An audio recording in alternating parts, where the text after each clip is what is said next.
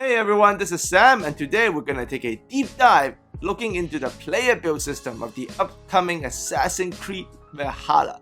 This is Ubisoft's newest entry into the series.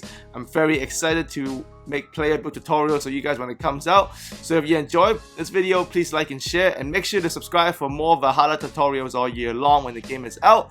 And if you would like to see more Valhalla tutorials, you can just check out the playlist in the description. Those will be up as I make them. So we'll begin by first looking at player level, and in Valhalla, that term is designated by power. So power is your level. So this user's player is at level 55.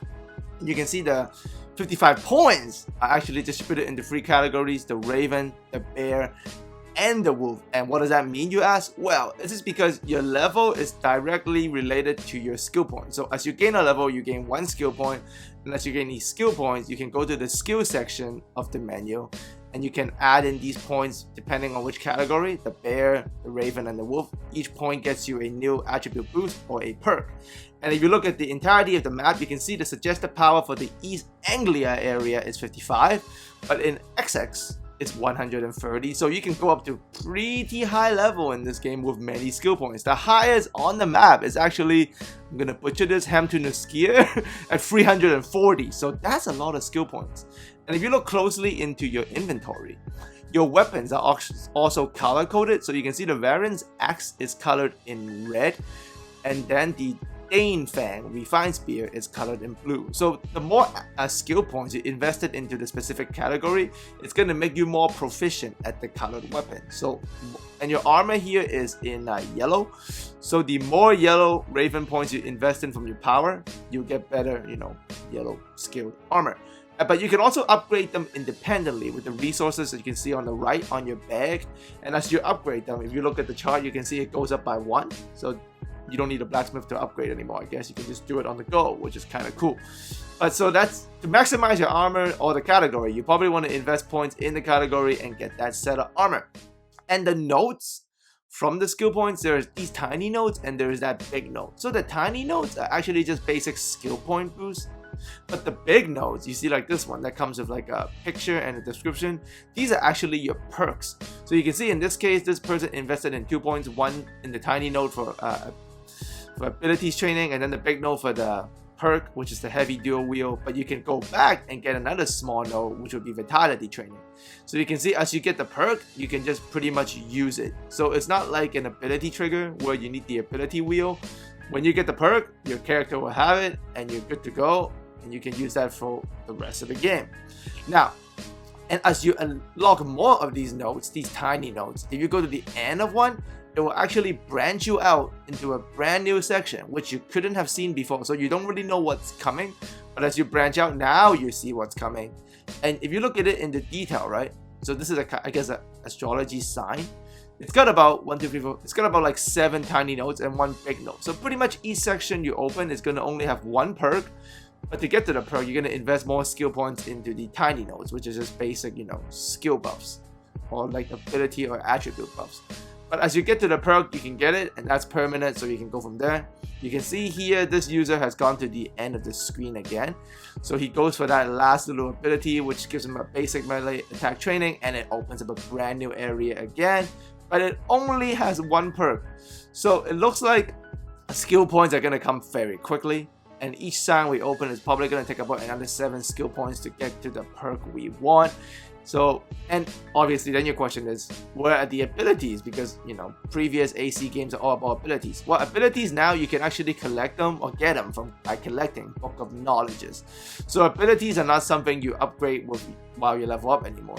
So you can see this user gained a new ability, Dive of the Valkyries there, from the Book of Knowledge. And then if you get to your ability screen, which is not nearly robust as previous years Assassin's Creed, you can see you only get 8 to use, and then maybe only like 12 to 14 to choose from. So this is very different from previous games, and also it's going to be based on how many Book of Knowledges you find. So that could be limiting, but I actually like the skill more because that it's way more customization. So I guess everyone is going to pretty much have the same abilities but very different skill set and abilities buff.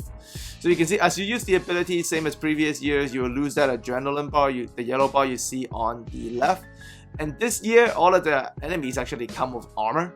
And as you take away the armor with your series of attacks, you can actually give them a hard-hitting stun attack. And it is this stun attack you can see on the middle there. You can trigger this. And as you do the stun attack, that's how you get your adrenaline back.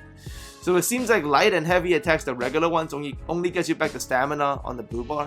And it is these stun attacks that helps you get your adrenaline back so you can further use your abilities, as you can see here. So that's a little bit more management and a customization. I like that. And one of the biggest thing about getting these little, notes on the specific category you want with your skill points as you level up is at first you would think, okay, so the bear is going to be all warrior, so it's all warrior perks and all warrior attribute boosts or training notes. Well, it's actually not. Now the perks are related to the category, so if you go for a warrior branch, you're gonna get a lot of warrior perks. But if you look at it here, this is the wolf branch, which is kind of like the archery kind of rogue style, and you can see there's actually the little notes. You actually get vitality training, so that's more of a warrior thing. And you also even get from the assassin branch, the stealth training makes sense, right, for the little note. But as you can see, as you do more and more, you're actually gonna get melee attack training from the raven branch, which is your assassin. So the little notes are pretty generalized and it's not very specific. So then I guess it wouldn't force you to make really bad characters just in case you keep getting stealth points. But you see vitality training there. But overall, the perks will be related to the category you've chosen. And as we saw, it goes as high as 340, right? So if it's 7 points per perk, you divide 340 by 7. So let's just say, let's round it up nice and neat, 80 levels. 80, well, not 80 levels, 340 levels, but you can probably have what? Oh my lord, 80 perks? Is there 80 perks in this game? By the math, there should be, because every 7 nodes is 1 perk and every node is 1 skill point. If you can get as high as 340, you can get at least 75 perks. So if there are 75 perks, that's very exciting. And that's a lot of customization. So if you're gonna get Assassin's Creed Valhalla, I suggest you do. Odyssey was a great game. It was kind of a series defining for Ubisoft in the Assassin's Creed series. I'm sure Valhalla is only gonna improve. And I'll be making build tutorials for you guys for that. So definitely going to show you guys really awesome builds with combos, different weapons, different types of minimizing and maximizing. I'm going to be doing all that for you, just much like the Tsushima build tutorials you have enjoyed from me. So if you want to see Valhalla content from me, just leave a comment in the comment section. Let me know. Add a like to the video. I look forward to making this Cyberpunk and also the usual 2K21 tutorials for all of you guys. Alright, and shout out to YouTube channel ESO for most of the footage. I didn't get the game early. He did, so I was able to use some of the footage to showcase to you guys. Anyways, enjoy. Look out for more Tsushima builds incoming and also 2K21 tutorials. I'll see you guys again very soon.